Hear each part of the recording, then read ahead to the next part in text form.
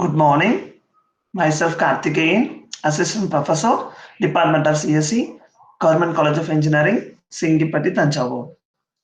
Today, I am going to discuss the concept of fundamental programming structure in a Java. So we know that if you want to construct any program, we must have some special structure.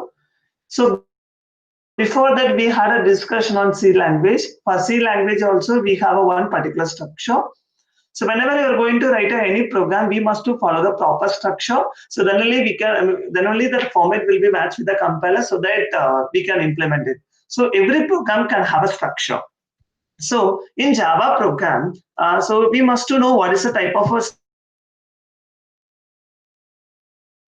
structure we are going to follow in Java program. So the first one is so you must to know what is the basic concepts normally used in the Java for construction of files, means a Java program. So normally we can use the concept of whose concept in a Java program for development of your Java programs. So that we can use class concept, class definition for implementation of Java structures. First of all, we must to know why we need to go for a class definition. So generally, I think before that, there is a means we need to know why we need to go for a Java class concept. So that is a one is an object-oriented program, and second one is in a C language. I think we already had a discussion on structure concept in programming in C.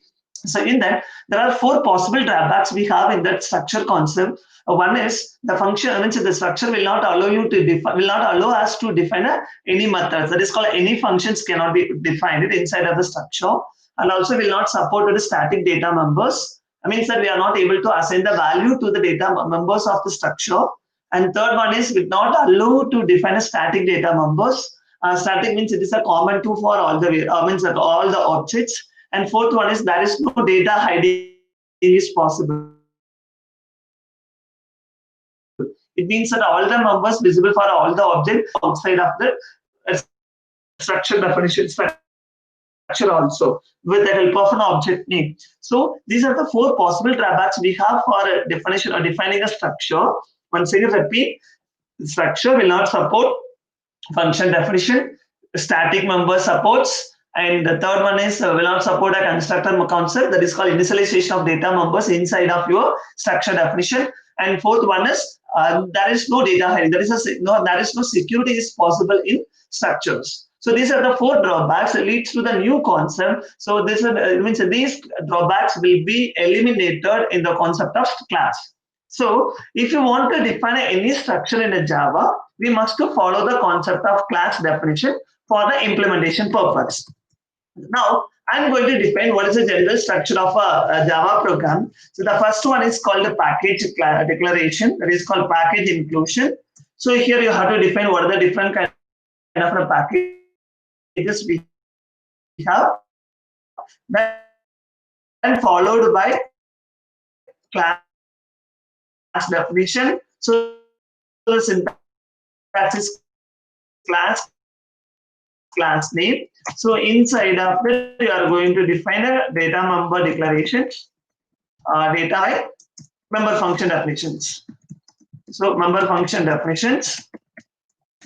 So we can access all those properties of the class so that we have to create a one class for main function to access all those properties. Always try to follow that you can use a separate main function class for a main function to access all the properties of the class. So public, static, void, and main. This is the structure of main program. So we already had a discussion in the last class. So then you have to take, it takes a one command line arguments, and the data type of the command line argument is a string. Then inside of the creation of object, you have to write a logic for creation of objects. Then after allocating a memory, then you are going to accessing the properties of a class.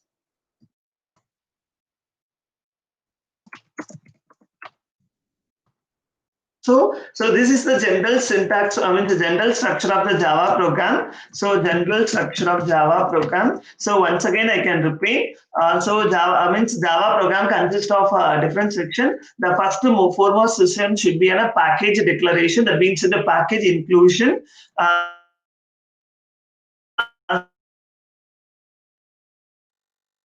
So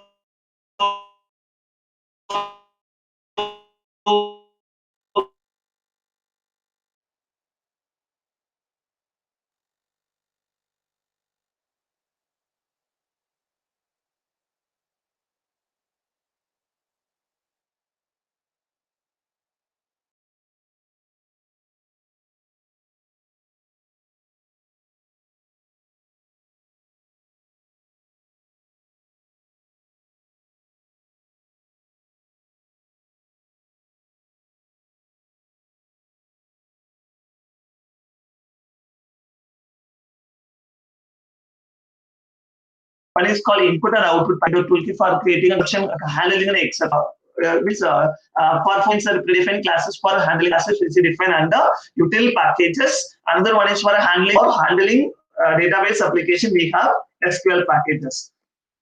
So definitely there are 6 type of packages will be supported by the Java. That is a default 6 predefined packages will be supported. So that the general syntax for declaring a packages import is a keyword which indicates that we are going to include a predefined packages. So here package is called as a collection of predefined classes is called the packages. So normally in the C we have saying it is called header files.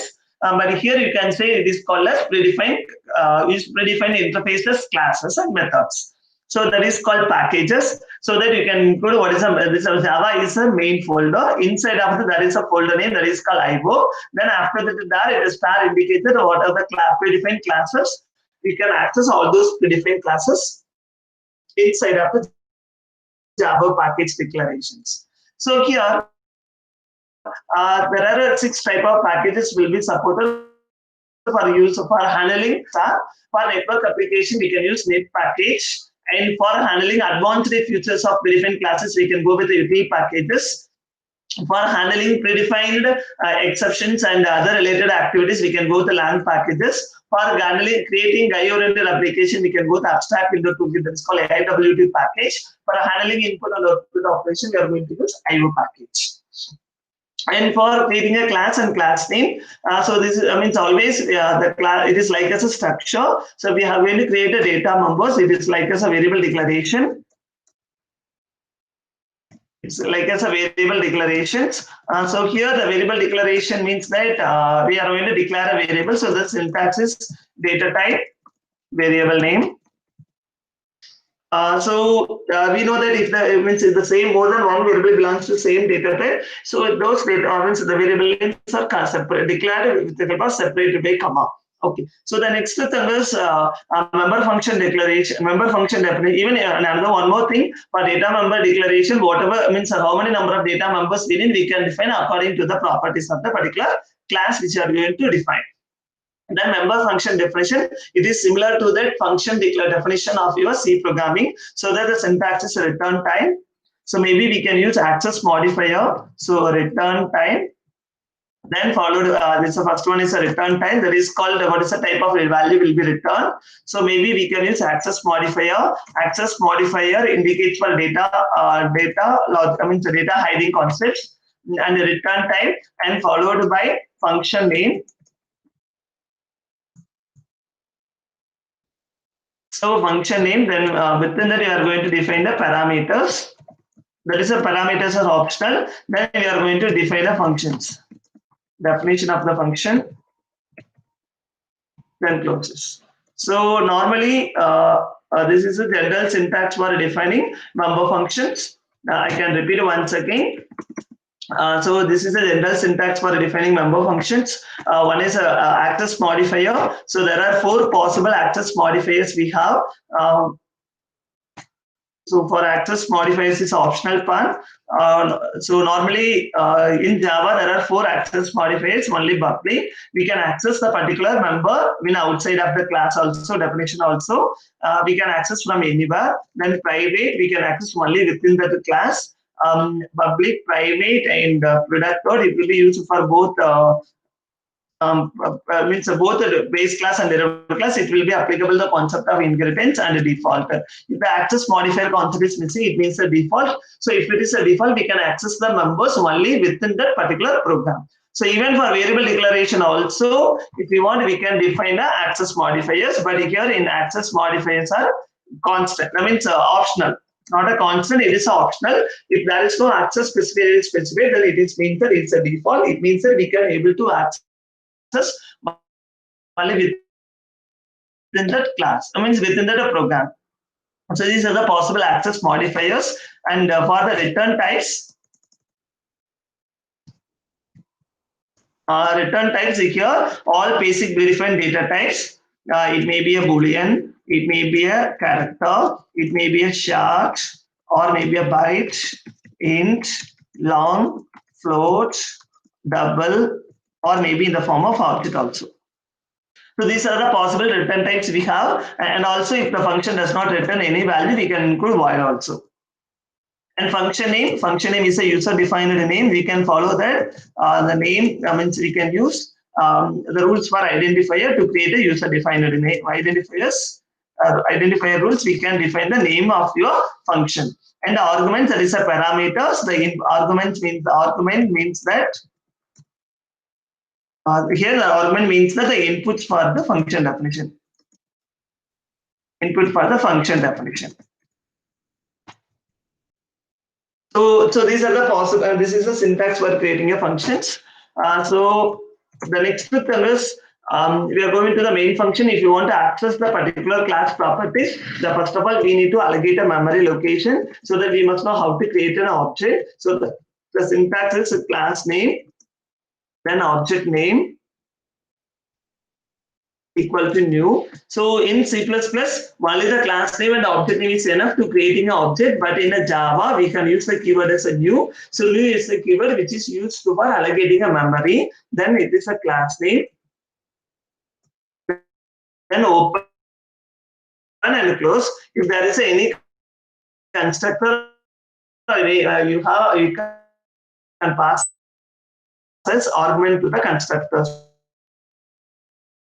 for the initialization purpose. You don't have a constructor. The next thing is, now we know how we know. Now we are allocated the memory with the help of object name. Then we are going to access with the help of dot operators. We are going to access all the properties of the class by using dot operator. So once again, I can repeat. So the predefined functions of our program. So there are 6 type of packages we can use. So we can syntax is import. Import is a keyword. It indicates that we are going to include the predefined packages in our predefined or user-defined classes in our program. Then followed by the name of the main folder, subfolder, and along with all the classes, whichever you want, whatever you want, we can define it. The next is we are going to define the classes. So that the syntax is class name. The definition of the class. So in C++, the class definition is terminated with a semicolon, but if you are in Java, the classes will not terminate with a semicolon. So you declare definitions. So then you have to create an object. So once, so by using by using a new operator, we are going to allocate the memory for an object. Then we are going to access the properties of class by using dot operator. It may be a data member or it may be a function name. So now I am going to discuss this concept with this simple example. So import. So I'm going to create java.io.star. I'm going to access all the properties inside of the subfolder IO. That is called input and output operations. Class, I'm going to create it for rectangle.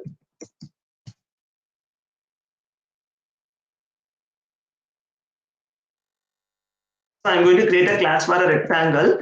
So here there are 2 properties I have. That means the 2 data. One is called as a length, another one is called as breadth. Is it clear? Okay. So then there is another 2 more variables also we need to create. One is for calculation, we need to store the area and as well as a perimeter.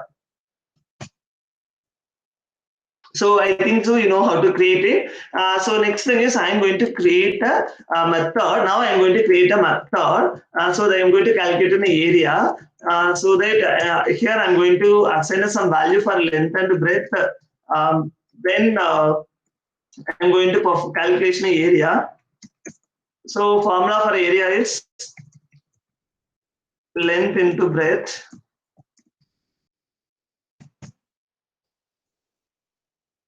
So then if you want, you can display the value also here itself. System.out.println. So the area of rectangle equal to, I'm going to print the value of area. Same way, I am interested to define a perimeter also. So this is a Woods concept. So whatever the needs we have, we can define it. So I am going to create a, I'm going to calculate a perimeter. So I'm going to calculate perimeters. So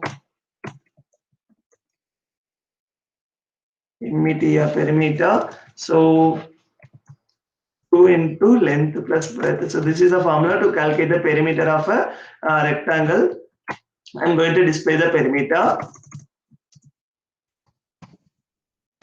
So here I'm going to display the perimeter. So now the class definition is over. Then after the class definition is over, then I'm going to create the one classes for a main function. Here I'm saying a main function class name is called as a D. So public, the central syntax for defining a main function is public static void main, retrieve string, and the name of your variable. So inside of that, the concept is we are going to access the property of a rectangle class. So I'm going to, first of all, if you want to access the property of rectangle class, first of all, we should allocate a memory location for the object, so that my class name is a rectangle. So that for the central syntax for creating object is class name. Here the class name is a rectangle. Then I'm going to create an object. My object name is R1. New. So new, with the help of new operator only, we are going to design a value. So here I don't have any constructor method, so that I can take it as empty arguments. So now the object is creator. So now the object is creator. Object is creator. So the total amount of memory for variable is amount of memory is 4 integer variables. So for length 4 bytes, breadth 4 bytes, for area 4 bytes, and as well as for perimeter 4 bytes. Totally 16 bytes of memory will be allocated for this rectangle R1, and the memory will be stored only in a continuous manner. Then we are going to access the property of a class by using dot. I told that it is a dot operator, so it can be accessed with the help of object name dot. So that I'm going to access the property of an object like this. I'm going to print, I'm going to calculate the area of a rectangle. So I'm going to call the method.